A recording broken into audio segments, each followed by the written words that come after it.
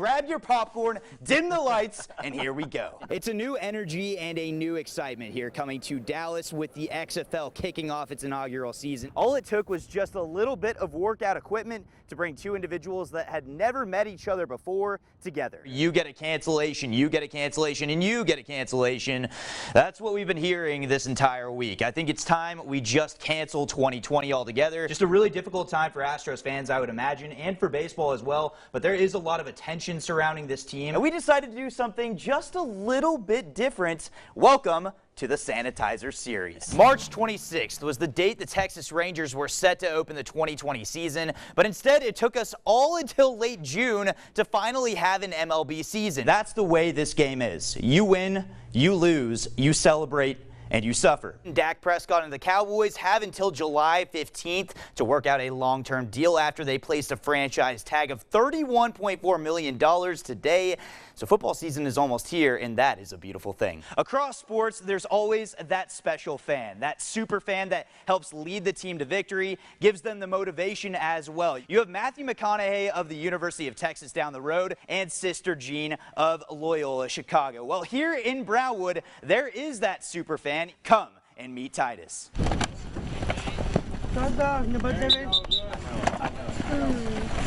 Go, go, go, go! Titus he's always energetic. I mean, when you get mad at yourself on the play, you go to the sideline, he's, hey, it's okay. He always tries to pick you up when you're down. Yeah. What's going on, man? Okay. Well, I'm here with Titus, and Titus, of course, you are the Brownwood Lions' biggest fan. What do you love so much about the Brownwood Lions? I love Brownwood Lions. Hard work, be strong, go spin so happy. I'm happy. Starts for Brownwood, how we stand. Coach, you've been blessed with having Titus around. What is it like to have Titus around here? Oh, Titus is amazing. Understands the quality of life and the value of life. He's always in a good mood. Is special in the fact that he has Down syndrome. But I don't know that there's anybody around that lives life more fully than he does. Practice, running, lifts. I mean, he's there just getting the team going. My team always win. What does it mean to you when the players and other athletes around you two come up to you and recognize you as the Lions superfan? Team, my family. If you haven't heard about him, just go to a game on Friday and you'll see him. I mean, he's just happiest kid in the world just to be watching Brown Line football. Wangley News. My team always win. His team's always going to win. I love that. Titus, it's been a pleasure, my man. Thank you for having me come to your hometown. You are the face of the Brownwood Lions football team. Thank you. It's something that you just can't really explain. I mean, not really many people can say that they had what happened to me and didn't come back a couple weeks later. On October 14th, Hamlin running back Jackson Cepeda faced an obstacle that had the potential to end his football career and possibly his life. It just kind of started off as every normal Monday morning, come to weights, kind of felt lightheaded, but I really didn't think anything of it. I kind of had an episode of this before, a couple years prior, but I knew this one kind of felt different. About 5-10 minutes into it, I went unconscious. While in class, Cepeda was experiencing a non-epileptic seizure.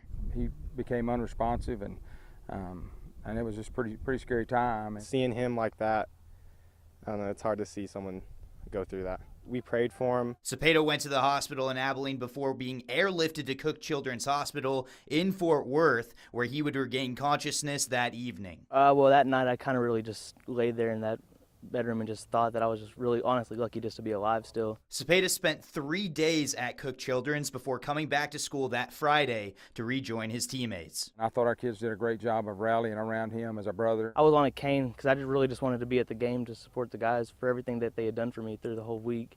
I didn't really expect it to come back as quickly as it did. Only 2 weeks later, after being cleared by doctors, Cepeda went from a spectator to the star in his improbable return to the field. He rushed for 93 yards on 5 carries and 2 scores, and caught 2 passes for 12 yards and another touchdown to lead the Pied Pipers to a win at Cross Plains. To go from that point to just a few weeks later, being able to play and at the level he played at it's pretty amazing. It was impressive. You know, I'm glad to see him. We missed him the Haskell game, but it's good to see him out there and play with him again. Body-wise, I feel great, and that first night there were some serious doubts that I probably wouldn't play again, but somehow I did. This is BigCountryHomepage.com Sports with Dusty Baker. The Wiley Junior Little League team is headed to Albuquerque for only the second time in the league's 30-year history. If they can make it through the double elimination tournament, well, then they get to go all the way to the Junior Little League World Series in Taylor, Michigan. Now, I like to travel, and I used to play baseball as well, so naturally, I saw this as an opportunity to take somebody's job. You got a nice flow for 14, man. Hey, just so you know, I'm going to take your spot on this team, so just be ready, all right?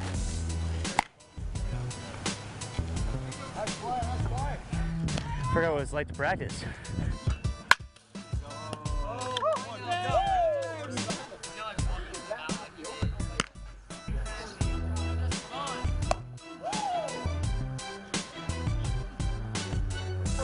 I'd like to report my arm is toast and I will not be making the trip. I'm instead going to put myself on the injured list, out for another 6 years before I crash yet another practice. Well, after winning their first game in XFL history last week, on the road in LA, the Dallas Renegades playing their first Saturday game of the season. It's a very busy time of the year for ACU, with the reveal of their new golf facility being the latest big news from the school. The first week of the high school football season has come and gone, and with that, we have our week 1 game balls that we give out for the players that shine brightest in the Friday night lights. And the first game ball handed out in the 2019 season goes to the Cisco running back. Cisco rushed for 552 yards in their 49-27 road win against Sweetwater. Jalen Humphreys rushed for 219 yards. Gibson Hearn for 165, and both took it to the house twice as well. The Houston Astros are competing with the Yankees for the best record in baseball, going for a series win over the Blue Jays, but this one was historic. Bottom 3 we go.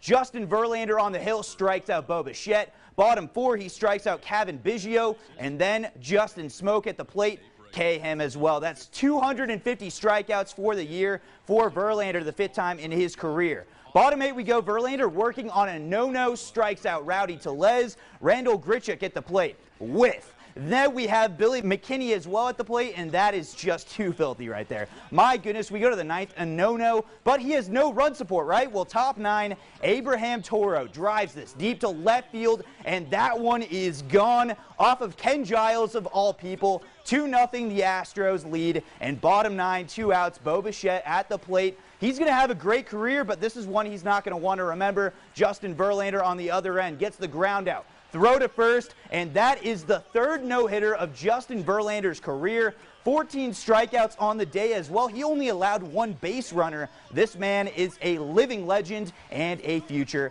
first ballot Hall of Famer. I had the legend Vince Scully actually to listen to. I would go to bed every night and would have the radio on, and so that's where my inspiration came from, was Vince Scully. No, airing it out to the left side and caught. Breaking a tackle. Down the sideline goes Christian Romero, and he dances into the end zone. Touchdown, Midland lead. Cougars leading 35-14. Thompson hands it off. It's Medjabar. Has a lane and has open field. Goodbye, folks. That's a touchdown. That's the dagger. Cooper, 41-14, and that could be the nail in the coffin.